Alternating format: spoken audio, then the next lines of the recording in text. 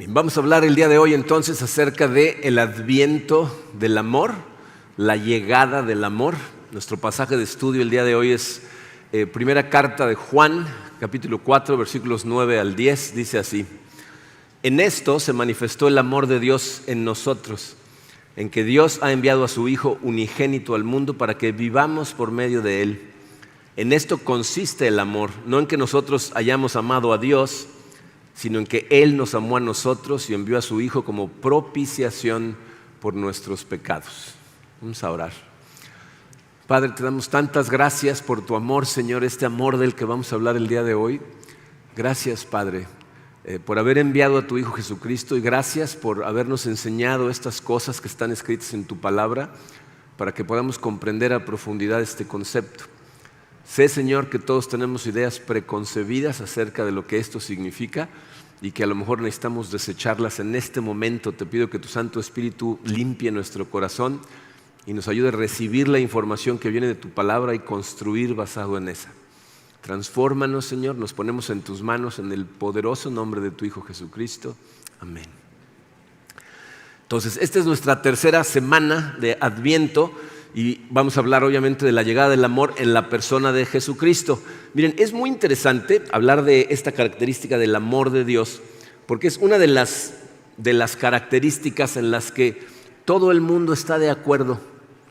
O sea, todas las personas que creen en el Dios de la Biblia están de acuerdo en que Dios nos ama, que todo proviene de su amor, porque Dios es amor. Y no están equivocados, todo lo que hace Dios surge de este concepto, porque no es que Dios sea un Dios amoroso, sino que Dios es amor y por lo tanto todo lo que proviene de Él es producto de su amor. El problema es que no todos tenemos la misma idea acerca de lo que significa amar. Entonces lo que quiero hacer a través de este pasaje, estudiándolo, que nos ayude a moldear y a lo mejor incluso a refinar nuestro entendimiento de lo que el amor es. Entonces vamos a analizar este pasaje detenidamente. La primera parte del versículo 9 dice: en esto se manifestó el amor de Dios en nosotros. Entonces fíjense todo lo que nos está diciendo este pasaje. Dice, en esto se manifestó, es decir, de esta manera Dios hizo visible, hizo palpable, hizo evidente, nos abrió los ojos. ¿A qué? Al amor. El amor, que es un concepto que todos pensamos que tenemos muy claro y que lo entendemos, pero que si te pidiera que dieras una definición, te costaría trabajo, tendrías que sentarte un rato a pensar. Y aparte, encima de todo, estamos hablando del amor de Dios, el creador del universo, ese ser que es todopoderoso, que está presente en todos lados, que todo lo sabe, presente, pasado, futuro, sabe lo que estás pensando, lo que vas a decir, todo eso tiene un amor perfecto. Entonces, de esta manera Dios nos abrió los ojos al amor de Dios. ¿Y en dónde lo manifestó? Dice, en nosotros. O sea, de manera que tú y yo pudiéramos entender y experimentar el amor de Dios. Entonces podríamos leer esa misma frase diciendo, de esta manera el Dios del universo hizo evidente para nosotros lo que el amor realmente es. ¿En qué se manifestó? Continúa el versículo, en que Dios ha enviado a su Hijo unigénito al mundo. Miren, esa frase es lo que debería ser el escándalo, la admiración, la alaraca al respecto de la temporada navideña. O sea, yo creo que se nos pasa el ser conscientes, el Hijo de Dios, o sea, la segunda persona de la Trinidad, un ser maravilloso que siempre ha sido, siempre va a ser, se humilló a tal grado que se puso un cuerpo como el nuestro y vino a vivir a la tierra. O sea, ¿no te vuela eso en la cabeza? Este ser omnipotente ahora es un ser humano que necesita comer, necesita descansar. Durante una etapa en su vida necesitó que le cambiaran los pañales, ¿no? O sea, se hizo vulnerable, se hizo mortal y se cambió al vecindario a vivir con nosotros. ¿Y para qué nos lo envió Dios? Dice, para que vivamos por medio de Él, es decir, para que tuviéramos vida real. Miren, hay una clara diferencia que se muestra mientras más profundizamos en el Nuevo Testamento, en la diferencia entre estar verdaderamente vivo, es decir, disfrutar la vida en toda la profundidad que la podrías disfrutar, a estar nada más existiendo, sobreviviendo. Y miren, no estoy diciendo que la gente que no conoce a Cristo no se puede divertir, no puede disfrutar de las cosas, porque eso no es cierto. O sea, una persona que no es cristiana puede tener un buen matrimonio, puede incluso disfrutar de su relación de su pareja, puede disfrutar de la relación con sus hijos, incluso puede disfrutar de la gracia común de Dios como un taco al pastor, ¿no? Con salsa y su piña, ¿no? O sea, no tienes que creer en Cristo para disfrutar de la gracia común de Dios. Pero te voy a decir lo que sí estoy diciendo. Fuera de Cristo, la vida tiene, en relación a qué tanto la disfrutas, tiene una especie de gobernador. ¿Saben lo que es un gobernador en términos de autos?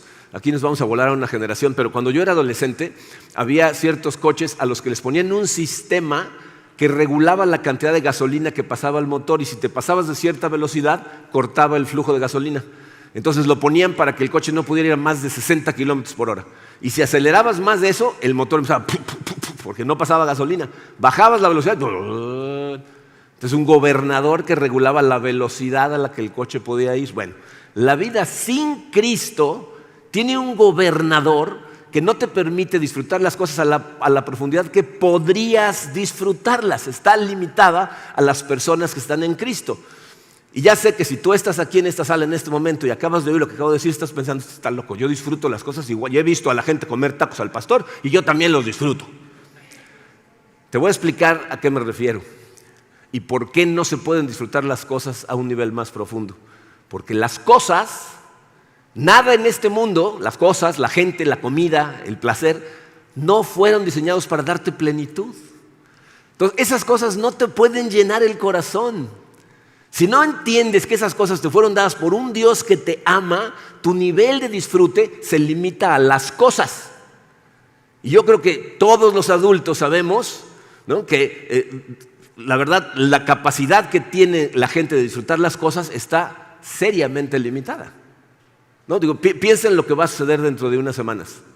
Le van a dar a los niños regalos que a lo mejor se están muriendo de ganas de recibir. Y los van a recibir y van a decir, ¡ya! Se llenó mi corazón. ¿Cuánto les va a durar? ¿2 semanas? ¿1 mes? Y eso, auméntalo a lo que tú quieras. Llévalo al área de la vida que quieras, ¿no? O sea, tú puedes disfrutar de una buena comida, puedes disfrutar de un buen matrimonio, pero la relación matrimonial no fue diseñada para llenar tu corazón. El que tus hijos crezcan bien y sean buenos atletas no fue diseñado para llenar tu propio corazón, ni la comida, ni nada más. Nada fue diseñado para llevarte. Y cuando persigues eso en las cosas, siempre las cosas terminan mal. Entonces hay un tope que no te permite pasar del disfrute de las cosas si te quedas en las cosas, porque la realidad es que todas las cosas son un regalo de Dios, son cosas que nos fueron dadas por el Creador para apuntarte hacia Él, para ayudarte a saber que de Él vienen, para que cuando te canses de perseguir, llenar tu corazón con esas cosas y de todas maneras no te llene, empieza a buscarlo a Él. Piensen en eso, piensen. Dios nos creó a todos como criaturas adoradoras. ¿Se han dado cuenta de eso? O sea, tú a lo mejor eres el ateo más empedernido y estás adorando algo. A lo mejor adoras a personas, ¿no? A lo mejor adoras a tu esposa o a tu esposo o a tus hijos. A lo mejor adoras tu posición, cómo te ven los demás, hasta dónde has llegado. A lo mejor adoras tus cosas. Hay gente que lo que adora es deportes, ¿no? Equipos deportivos que viven para llegar al fin de semana y ver a su equipo y se pintan la cara, ¿no? O sea, adoradores. No lo puedes evitar. Fuiste creado para eso y todo tu ser, tu mente y tu corazón fueron cableados para honrar y adorar algo.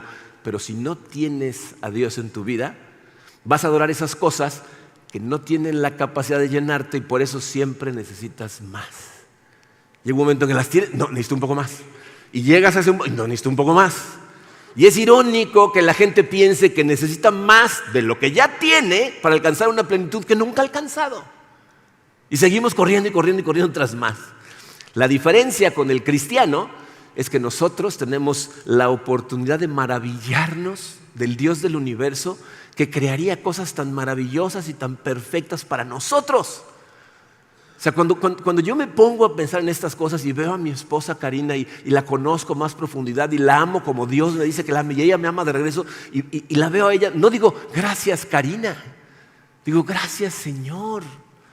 Cuando veo a mis hijos, cada uno diferente, con sus diferentes retos, pero nuestra relación empieza a florecer y lo que digo es gracias Señor.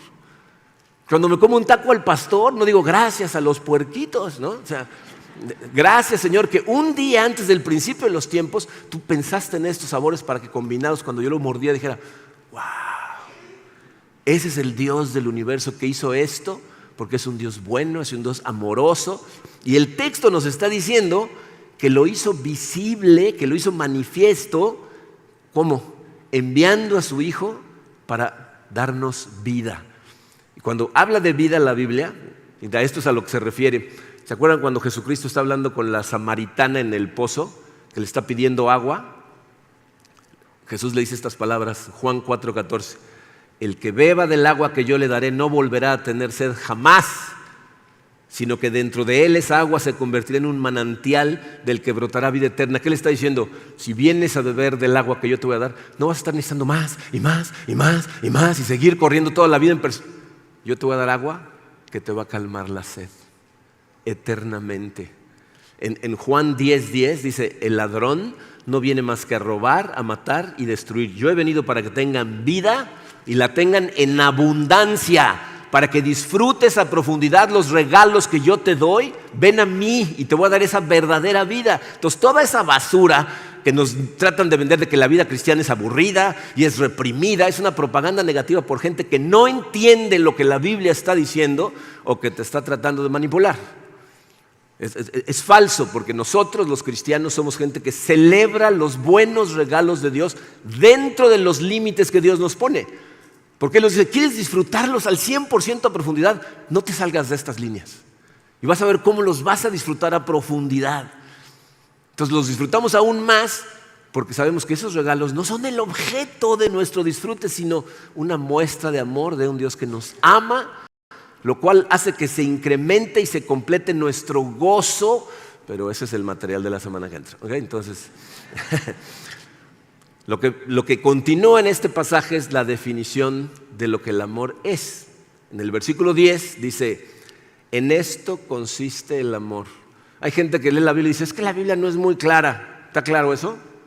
¿Quieres saber qué es el amor? En esto consiste el amor.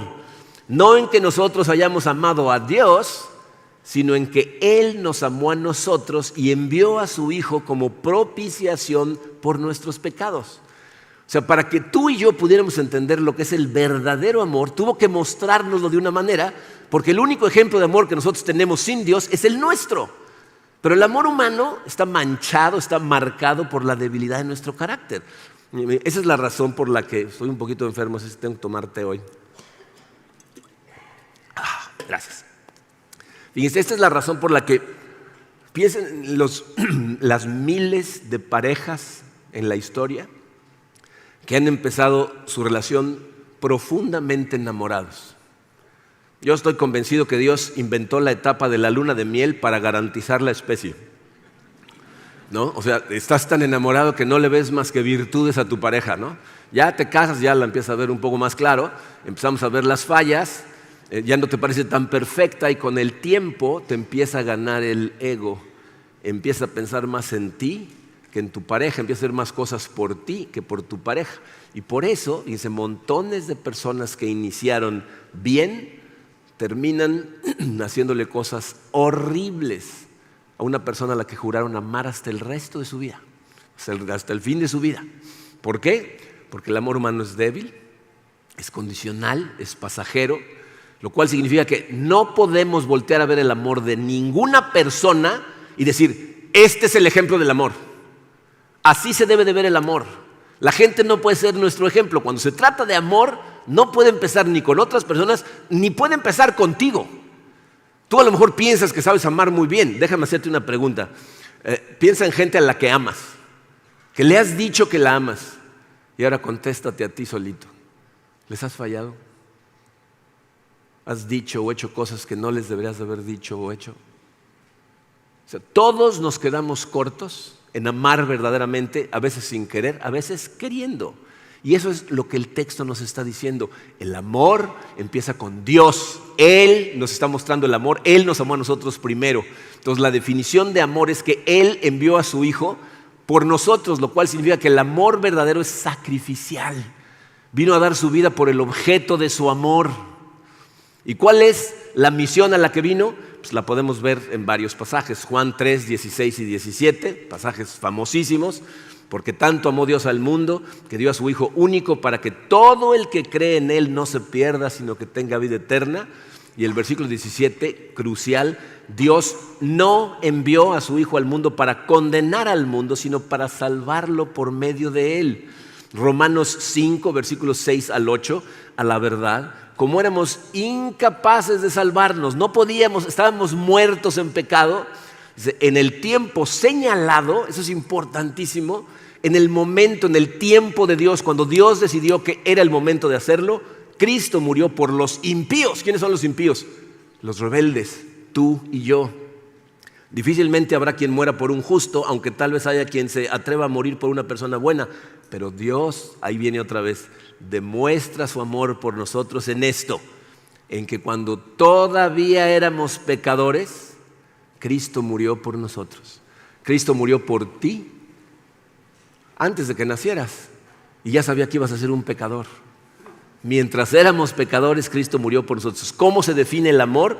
Es cuando el Santo de Dios, el único ser perfecto que ha caminado por esta tierra, tomó la iniciativa de acercarse a nosotros, sacrificando su vida para ser rescatados de nuestra necedad, de nuestras tonterías. Si tú has estado viniendo a la iglesia por cierto tiempo, hasta el momento no he dicho nada nuevo. Si a lo mejor estás oyendo estas cosas por primera vez, a lo mejor has estado de acuerdo conmigo hasta ahorita. Pero ahora sigue una palabra que va a crear cierta tensión en tu corazón, pero necesitamos estudiarla, porque la Biblia siempre hace esto, fíjate, siempre te anima y te confronta al mismo tiempo. Y si la Biblia no te está confrontando, aparte de animarte, una de dos: o realmente no estás leyendo la Biblia, o hay pasajes cuando llegas, te los pasas. No te pones a considerar qué es lo que significan. Vamos a considerar lo que significa. Fíjense cómo termina el versículo 10. Envió a su Hijo como propiciación por nuestros pecados. Esa palabra dominguera, ¿saben lo que significa? Propiciación. Literalmente significa quitar la ira de Dios. O sea, el pasaje dice: Dios envió a su Hijo para quitar su propia ira por nuestros pecados. Entonces el pasaje nos está diciendo que Dios es amor, Dios es bueno, tuvo que mandar a su Hijo amado para pacificar su propia ira. Y cuando hablamos de la ira de Dios, entonces se crea una tensión en el corazón de mucha gente. Sin embargo, ya necesitas entender que la tensión que se forma entre todos los atributos de Dios mantienen en alto nuestro conocimiento de Dios como una casa de campaña. Aquí otra vez me voy a volar una generación con las casas de campaña, porque han visto las casas de campaña de hoy, las abres y sala, comedor, cocina, ¿no? O sea, ¿no? Cuando yo era adolescente y era Boy Scout, las tiendas de campaña eran 2 postes con una lona. Y entonces tenías que clavar estacas alrededor, tensar la tienda con piolas por todos lados, y la tensión perfecta en todos los lados, y especialmente el adelante y atrás de los postes, mantenía la casa en alto. Bueno, así funciona el conocimiento de Dios. La tensión de todos sus atributos mantienen el conocimiento de Dios levantado. Entonces, hay 2 diferentes lugares en la Biblia en donde nos dicen que Dios es amor. Pero hay más de 600 lugares en la Biblia en donde nos dicen que Dios es santo. Dios es santo. Entonces Dios es amor, y es un amor que puede ser confiable. ¿Por qué? Porque Dios es santo. Su santidad matiza todos los demás atributos. Piensa en el hecho de que Él es todopoderoso y que sabe todo acerca de ti, está presente en todo lo que haces. Eso nos debería dar miedo, a menos que entendamos que es santo. Tiene un poder santo, un amor santo. Pero la realidad es que mientras más capacidad tienes de amar algo verdaderamente, más capacidad tienes para sentir ira. Ira cuando el objeto de tu amor se encuentra en peligro. Entonces, decir que Dios no odia el pecado o no siente ira contra los pecadores es una ofensa a su amor. Lo que estamos haciendo es sentimentalizarlo. O sea, ponerlo en la misma categoría que nuestro amor. Su amor no es como el nuestro, su amor es santo, y por eso su ira es real y está presente. Yo estoy convencido que una de las razones por las que muchos cristianos, tenemos más o menos como unos 15, 20 años de generación de cristianos en diferentes partes de este lado del mundo, en donde la gente con toda tranquilidad rompe los mandamientos de Dios. ¿Por qué se sienten tan cómodos haciendo eso? Porque no se han dado cuenta que esto no es un juego, que Dios no ve el pecado con ligereza. Y entonces nos unimos a ese sentimentalismo cuando decimos frases como esta. Estoy a punto de decir una frase que a lo mejor algunas personas aquí va a chocar en tu corazón porque la has oído y te has sentido bien. Yo la escuché al principio del ministerio y estaba yo, ¡ay, qué padre! Hasta que me puse a leer la Biblia y dije, esto es un problema. Fíjense, esta es la frase. La gente dice, Dios odia al pecado, pero ama al pecador. ¿Han oído eso? Suena bien bonito, nos hace sentir muy bien, pero eso no es lo que dice la Biblia. Y no nos ayuda a amar realmente a Dios. De hecho, nos separa de lo que realmente necesitamos, porque no vemos su amor como lo que realmente es, un amor profundo, real, apasionado por su gente. Y ya sé que es probable que esa frase que le haya yo dicho y diga que está mal, a lo mejor te molestó, entonces déjame respaldarla. Voy a leerles un versículo, les podría leer no saben cuántos. Salmos 5, versículos 5 y 6.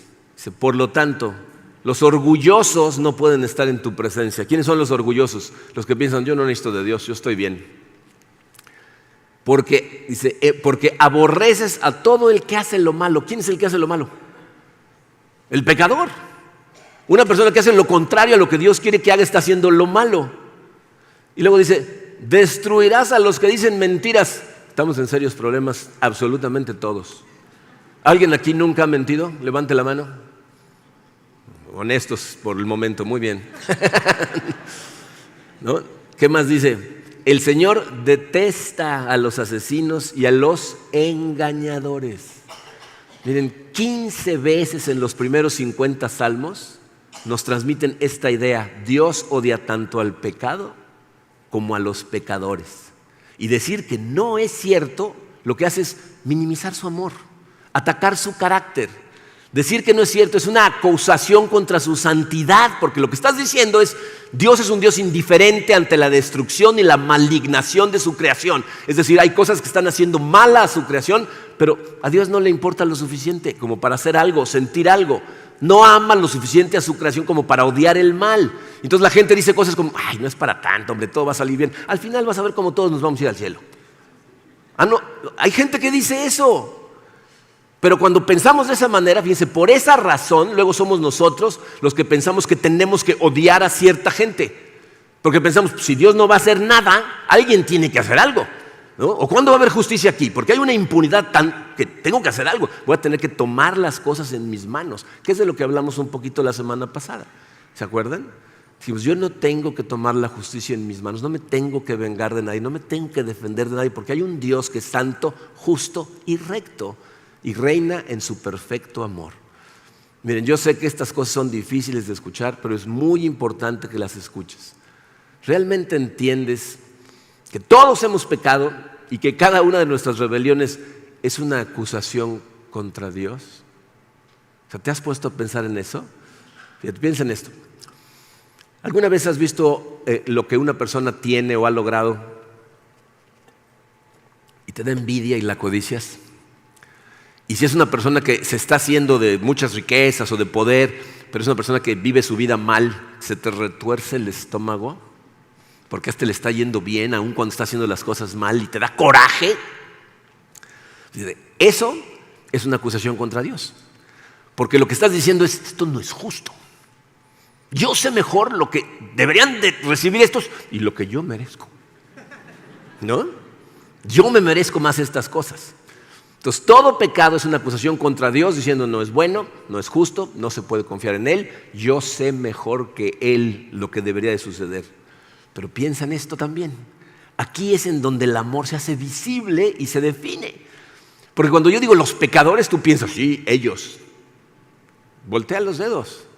Está hablando de ti. Aún con todas las acusaciones que tú y yo hemos hecho en contra de Dios cuando nos rebelamos, ¿cómo respondió Dios? ¿Cuál fue su respuesta? Envió a su Hijo para darnos vida.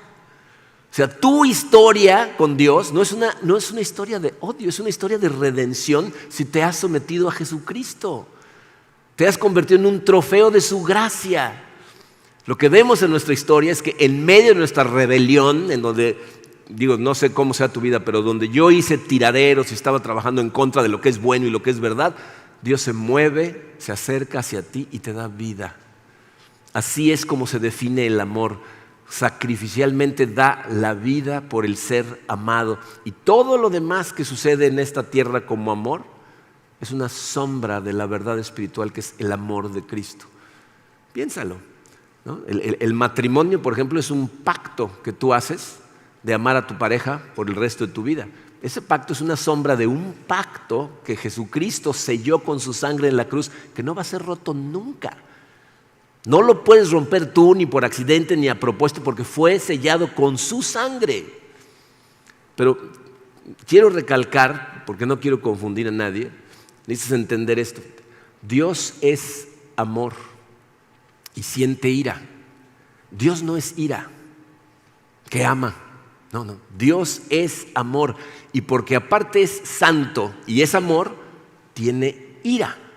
Y qué bueno que tiene esa ira, porque si no tuviera esa ira no sería justo, y si no fuera justo no sería Dios. Entonces Dios es amor, es santo, es justo. Pero ahora viene la última pieza de este rompecabezas que creo que es muy importante que escuchemos, porque esta es otra de las cosas que causa una tensión y normalmente la gente tiende a inclinarse hacia un lado o hacia el otro. Yo no sé si han notado que hay conceptos en la Biblia que cuando los estudias te das cuenta que se complementan, pero algunas personas piensan que son conceptos excluyentes, que son o uno o el otro. De acuerdo a este pasaje, Dios ha manifestado lo que el amor es, ¿no? Envió a su Hijo para dar su vida por gente que no nos lo merecíamos, pero lo que Dios desea de ese amor, de acuerdo a la Biblia, son dos cosas. No solo que lo conocieras en tu mente de forma intelectual, sino que lo experimentaras, que lo sintieras en tu corazón verdaderamente. Entonces no se trata nada más de que leas y memorices la definición de lo que significa el amor ágape, no. Además de saber eso, necesitas sentirlo en lo más profundo de tu alma, porque estoy convencido que pocas cosas cambian en la vida de una persona hasta que pueden experimentar en su corazón, sentir en su corazón el verdadero amor de Dios. Y ahí es en donde entra la división. Hay gente que se quiere ir hacia sentir, hay gente que se quiere ir hacia estudiar. Y el problema de inclinarte hacia un lado o hacia el otro es que para poder pensar que nada más es un lado tienes que negar o brincarte los textos que respaldan el otro lado, ¿no? Entonces hay un grupo de personas que cuando hablo de sentir se ponen nerviositos porque como hay un movimiento carismático que se ha ido muy al extremo y todos lo quieren emocionalizar, entonces no queremos irnos hacia allá y decimos no, nosotros somos gente de fe basada en la Biblia y lo que dice la Biblia es verdad, ya sea que lo sientas o no. ¿O no? O sea, no importa lo que yo sienta, esto es lo que la Biblia dice y si la Biblia lo dice, lo creo. Y es verdad, están en lo correcto. O sea, lo que la Biblia dice es la verdad y necesitamos creerlo. Pero hay otro grupo por el otro lado que lo que piensa es que lo más importante es sentir una emoción. Es gente que piensa, no, lo que está más padre es cuando venimos y oramos y cantamos. Y hay gente que me dice, ¿por qué no tenemos más tiempo de alabanza?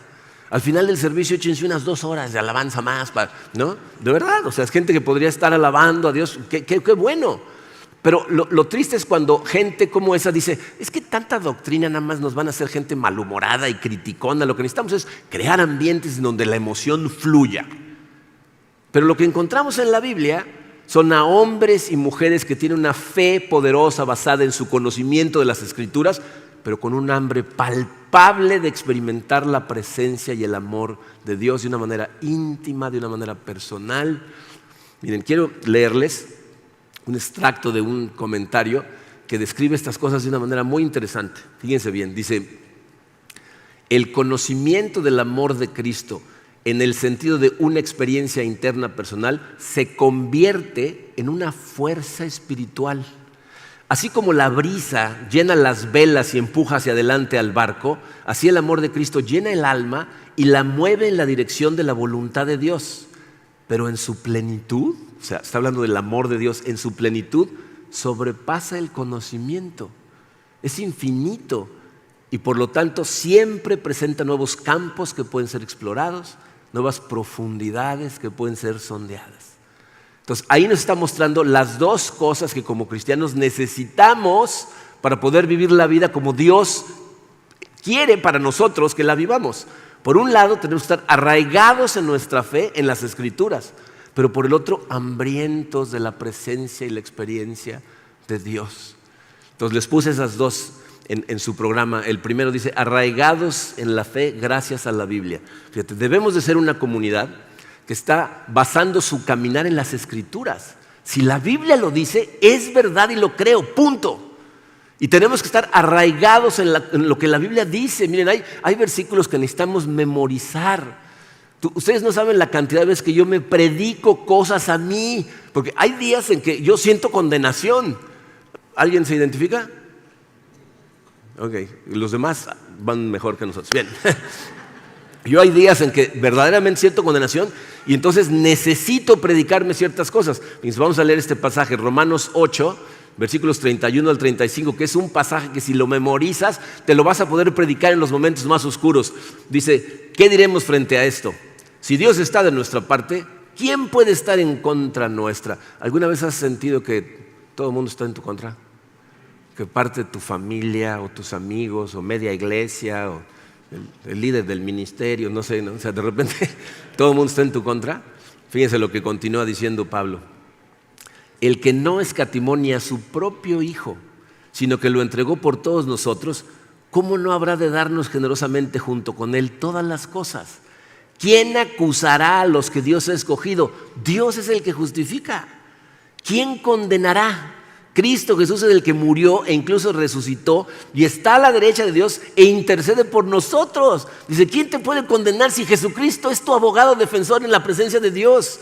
¿Quién nos apartará del amor de Cristo? ¿La tribulación o la angustia, la persecución, el hambre, la desnudez, el peligro, la espada? La pregunta es retórica. Nada puede separarnos del amor de Dios y yo necesito saber esas cosas. Necesito saber, porque la Biblia lo dice. ¿Lo sienta yo en algún momento en particular o no lo sienta? Necesito que mi fe esté arraigada en estas cosas y no en mis emociones. Si no, ¿cómo podría yo subirme aquí a predicar estas cosas? Yo conozco mi propio corazón y tengo que creer que Cristo realmente me ama como soy en este momento. Sé que me está transformando, pero así en este momento me ama y me está diciendo, nada te puede separar de mi amor. Y es solo cuando creo en estas cosas que entonces puedo amar a mi esposa sin ponerle expectativas de que sea algo más de lo que la Biblia me dice que debe de ser. Ella no tiene que ser lo que me llena. Mi amor viene de Dios, entonces la puedo amar como es. Puedo amar a mis hijos como son y tratar de guiarlos y enseñarles y dirigirlos, pero sin sentir que son un reflejo de mí, tengo que vivir mi vida a través de ellos, tienen que ser los hijos perfectos. No. Esa perfección se las va a dar Cristo a ellos y yo lo que tengo que hacer es llevarlos a Cristo. O sea, tengo que creer estas cosas porque miren, en la posición en la que estamos, muchas veces recibimos críticas horribles de la gente y cuando esas críticas vienen, yo tengo que tener mi identidad arraigada correctamente para que la crítica a lo mejor me zarandee, pero no me destruya. Entonces tengo que recordarme a mí mismo que Dios me ama sin importar cómo me sienta el día de hoy. Ya no hay condenación. Nada me puede separar de su amor. Eso está bien, pero además, número 2, dice, hay que tener hambre y deseo de experimentar su amor en la profundidad de nuestra alma. Dice, estas cosas, como les decía, no son excluyentes una de la otra. Fíjense cómo escribe el rey David en el Salmo 27, versículo 4. Una sola cosa pido al Señor y es lo único que persigo. Habitar en la casa del Señor todos los días de mi vida para contemplar la hermosura del Señor y buscar orientación en su templo. ¿Qué está diciendo David? ¿Me quiero ir a vivir al templo de Jerusalén? ¿Será que eso es lo que está diciendo?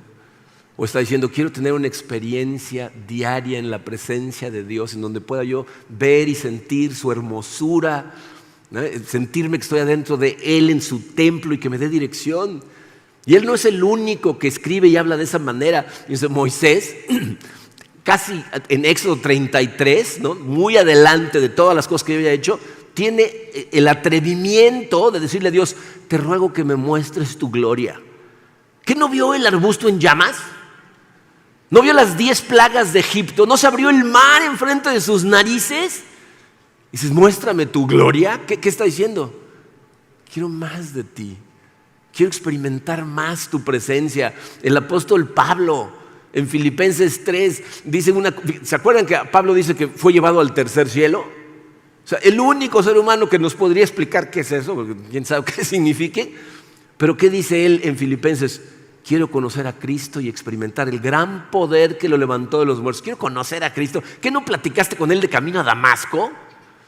¿No compartió contigo un poder que te permitió hacer milagros impresionantes? La Biblia dice que le robaban los delantales a Pablo porque con el delantal sanaban gente. Dice, quiero conocer tu poder. ¿De qué está hablando? Quiero más de ti. Quiero tener una comunión real, sentir tu presencia, que esté por encima de cualquier referencia intelectual que tengo. Entonces, ¿describe el amor de Dios en las Escrituras? Sí, pero ¿deberíamos de tener un hambre de experimentarlas todo el tiempo? Totalmente. Y miren, quiero tener mucho cuidado con esto porque muchas personas piensan que esa emoción de sentir la presencia de Dios nada más sucede en momentos como cuando estamos en la alabanza. Por eso me dicen que otras 3 horas de alabanza. No, tenemos que tener las luces bajas, echar humo y crear ambiente. ¿Sucede en esos momentos? Muchas veces. O sea, yo he recibido testimonios de personas, especialmente hombres, que me dicen que vienen con el corazón endurecido y nada más están acompañando a su mujer y de repente empiezan las alabanzas, se ponen a llorar y no entienden ni por qué. Y están llorando toda la alabanza y luego dicen, ¿qué me pasó? ¿No? Entonces necesitan una explicación porque no lo entienden. Pero no nada más sucede en esas circunstancias. O sea, a mí me ha sucedido estando en mi casa, estudiando en mi oficina, sola, sin música ni nada, y de repente el Espíritu Santo arrebata mi corazón, mis ojos se llenan de lágrimas y no entiendo ni por qué. Pero estoy solo. Me ha tocado manejando de camino a algún lugar en donde voy poniendo mi mente en el Señor porque sé que va a ser una junta complicada y le estoy diciendo, Señor, acompáñame, está conmigo. Y de repente siento su presencia y mi corazón se llena de gozo y de alegría. Y la fuerza en las velas de tu alma. En otras palabras, cuando ponemos nuestra mente en Él, le pedimos de su presencia, de su guía, de su gloria, contesta. Ahí es cuando sientes que el viento llena las alas de tu alma. Entonces yo le pido a Dios que realmente en esta iglesia seamos gente que está arraigada a su palabra, enseñándola, dirigiendo a la gente hacia la Biblia en todo momento, pero al mismo tiempo que estemos hambrientos de experimentar su bondad y su gracia. Y para que te quede claro, la manera más fácil de lograr eso es pedírselo. Dios ama los corazones puros, quebrantados, con honestidad lo buscan. Y si corremos el riesgo de que hay veces que estudiamos tanto la Biblia que pensamos que tenemos que comprar esa experiencia y ese deleite en su amor con divisas morales, ¿no? Tenemos que portarnos bien, porque si no, Dios, son los débiles los que claman a Él y son los que experimentan su amor. De hecho, la Biblia dice, no son los fuertes, en nuestra debilidad se perfecciona su poder. Esto es precisamente lo que habla este pasaje. En esto se muestra su amor, que aun cuando tú y yo éramos unos pecadores, Dios envió a su Hijo a morir por nosotros. Pero si tú no entiendes que Dios odia el pecado, odia al pecador, pero que su amor se manifestó al enviar a su Hijo por esos pecadores, no para condenarlos, sino para salvarlos, entonces su llegada no suena como las mejores noticias de la historia. Tienes que darte cuenta que tú eras uno de esos pecadores que odiaba y que ahora te ama gracias a que envió a su Hijo. Y sí, nos está transformando más lento de lo que nos gustaría. No demanda transformación para recibir la salvación. Para eso Dios envió a Jesucristo, cuando aún éramos pecadores. Entonces, de regreso a nuestro tema, porque estamos celebrando el Adviento, la llegada del amor. Dios decidió manifestar su amor entre nosotros, fíjate, para que entendiéramos lo que es el amor y pudiéramos amar. Es decir, gracias a eso, ahora sabemos que somos amados, perdonados, aceptados por Dios. Gracias a eso podemos amar libremente a la demás gente sin ponerle expectativas. Y aparte podemos experimentar la vida que Cristo compró para nosotros en toda su plenitud. Y por eso el Evangelio se llama las buenas noticias. No sé dónde estás, el día de hoy. A lo mejor estás experimentando el amor de Dios y llena las alas de tu alma y lo sientes y le damos gracias a Dios por eso. O a lo mejor solamente tienes la esperanza de que algún día suceda. Y lo que vamos a hacer ahorita, vamos a orar para pedirle que nos ayude a experimentar su presencia. Pero a lo mejor estás aquí escuchando y piensas que estamos locos, ¿no? O sea, a lo mejor alguien te invitó a comer y te trajo aquí primero sin decirte a qué venías, ¿no? Entonces oyendo y dices, estos están disparados, ¿no? O a lo mejor, como ha pasado muchas veces, tienes un tiradero en tu vida y estás buscando algo y alguien te habló de esto y dijiste, a lo mejor aquí lo encuentro. Y lo que quiero decirte es, si Dios te trajo aquí el día de hoy y no lo conoces, te trajo para salvarte y sacarte del lugar en donde estés. No te estoy tratando de decir que si aceptas a Cristo ya no va a haber problemas y que ahora la vida va a ser bien fácil. Te estoy diciendo que hay un lugar en donde puedes descansar en el inamovible amor de un ser perfecto que envió a su Hijo para restaurarte a Él. Y está disponible para todo el que lo busca y pone su confianza en Él. Eso es lo que nos dice este pasaje y eso es lo que llegó en nuestro Señor Jesucristo, entre otras cosas. Vamos a orar. Padre, te damos tantas gracias por tu amor, Señor. Es difícil para nosotros entender el concepto de amor si no te conocemos, si no estudiamos, si no vemos lo que estuviste dispuesto a hacer. Gracias por amarnos como nos amaste. Te doy gracias, Padre, por todas las personas en esta sala que han experimentado la presencia de tu Espíritu en ellos, que han sentido ese viento bajo sus alas en el alma y nos ha empujado hacia hacer tu voluntad. Te pido, Señor, que eso no se interrumpa, que nunca voltees tu rostro de nosotros, que nos des ese corazón que siempre quiera perseguirte y querer cada vez más y más y más de ti.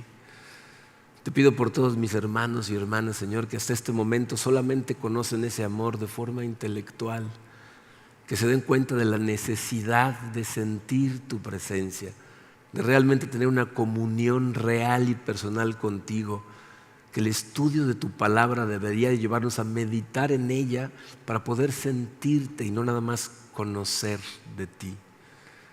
Y te pido, Señor, por todas las personas que escuchen estas palabras que en este momento no te conocen. A lo mejor son corazones que tú ya has venido suavizando, has venido atrayendo hacia ti y necesitaban escuchar estas palabras para acercarse todavía más. A lo mejor son personas con un corazón muy endurecido que necesitan que se vaya trabajando y trabajando esa tierra para que se suavice y por fin tu palabra entre y entiendan que eres amor, que tú eres amor y lo que hiciste es mandar a tu Hijo para restaurarnos a ti. Ten misericordia de todos nosotros, Señor, y especialmente de aquellos con un corazón endurecido. Te damos gracias por todos los regalos que tu Hijo Jesucristo trajo para nosotros al venir hace tantos años a dar su vida por cada uno de nosotros. Te agradecemos, Señor, te pedimos que nos ayudes a experimentar tu presencia en el poderoso y hermoso nombre de tu Hijo Jesucristo. Amén.